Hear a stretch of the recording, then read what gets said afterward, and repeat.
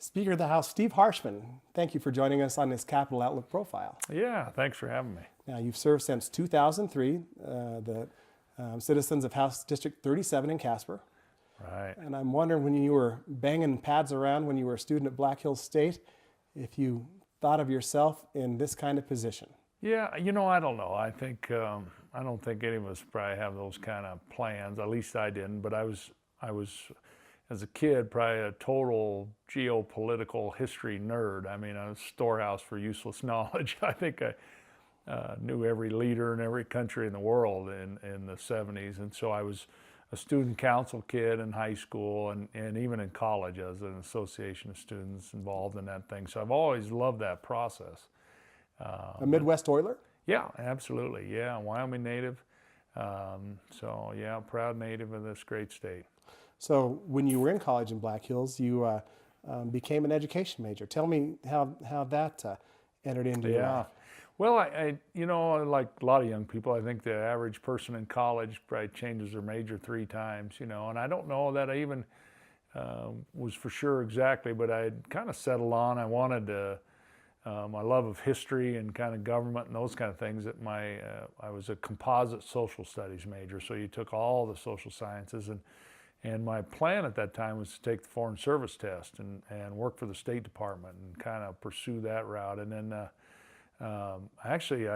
I was playing college football. I played 4 years of college football there at Black Hills and wrestled actually a couple of years too. But I coached a summer football camp that our coaches, I was just a student assistant and just really kind of got the bug being around kids and doing that. And so I stayed really an extra year and added, another major and all the education requirements and those things, and kind of just kept working on it. And I think, it's the way it works. God has a plan. So was there a time when you were thinking, well, where am I going to teach now? Where am I going to coach? And you landed back in Casper. Yeah, I think so. I graduated, I think, May of '86, I think, at Black Hills, and I started graduate school in June at Oregon State. So moved to Oregon and had a graduate assistantship at Western Oregon, which was real close to Corvallis, and they kind of had a joint school of education. And so a graduate assistant means you were like an assistant football coach. Assistant football coach, and so it was, learned a lot. You're young and you're just working and learning, and so that was really great. Did that for 2 years. Actually, had started my doctorate, kind of had gotten into the whole thing, and had a change of coaches. And when you work for a coach, I mean, that's who you work for. And when they leave, then it was time for me to find another job. And so that was kind of a crossroads. So I was offered a job in the western slope of Colorado, in a town, Delta, Colorado. So I was married my second year actually out there. And so my wife and I, Becky, we moved to Colorado. So, and we're there for 3 years. And then our first child was born there, Sarah. And so, my parents are in Casper and Becky's parents are in Spearfish. So it was an opportunity, I think, to get back a little closer. Your kids kind of grow up knowing their grandparents, and that was really our motivation. And then, the job at Natrona County High School opened up, and I was 27. 27 years old then, and, to teach and coach in Natrona County High School, I just thought, wow. Many people thought that Rosie Berger would become Speaker of the House. That didn't work out. How did that fall into your lap? Right. I think, I think probably every legislator thinks, well, should I run for leadership? Because you have 60 leaders in the House. I mean, people who generally are there because they care and they want to make a difference and lead and those kind of things. And so I think, but I hadn't, that wasn't something I was really pursuing. And Rosie and I were both members of the 57th. We were elected at the same time and started serving in 2003, and I was prepared to support her. But I think, that's the way this works. I mean, voters make those decisions every 2 years in the House, and she had done a great job. And then with Tim Stubson, who chose to run for Congress, wasn't coming back. There was this void. And really, I think, serving on appropriations, you're involved in all the leadership meetings, you're working that process. And so I think just my experience, I think my colleagues trusted me enough to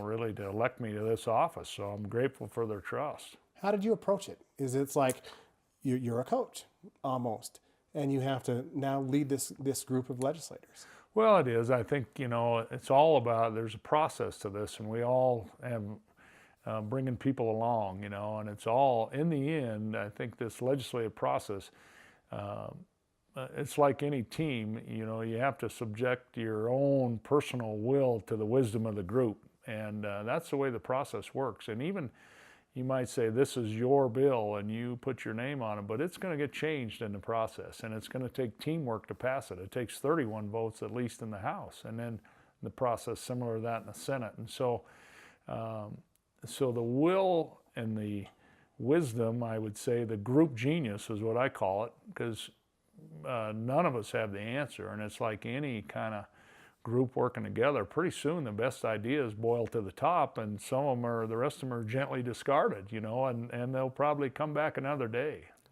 You've had an opportunity now, we're filming this in Cheyenne. We had an opportunity to do profiles before the session. We're visiting with you now mid-session. Any surprises?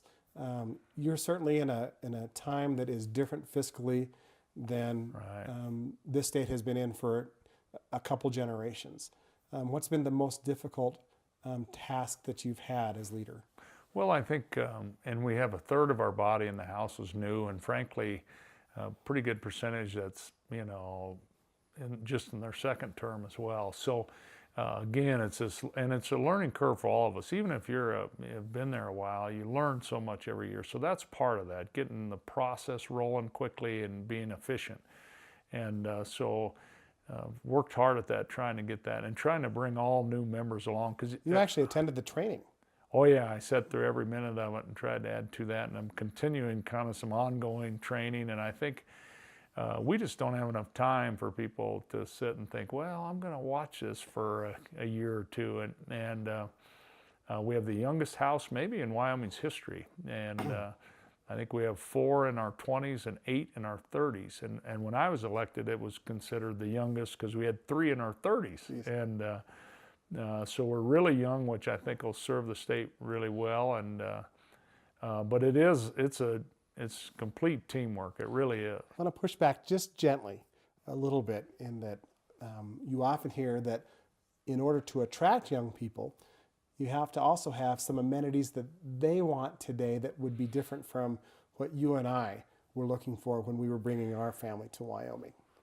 Those amenities might be more urban-centered, so to speak. Sure. So can Wyoming compete in the long term with that, recognizing that the needs and wants of recent college graduates might be different than what you and I were looking for years ago?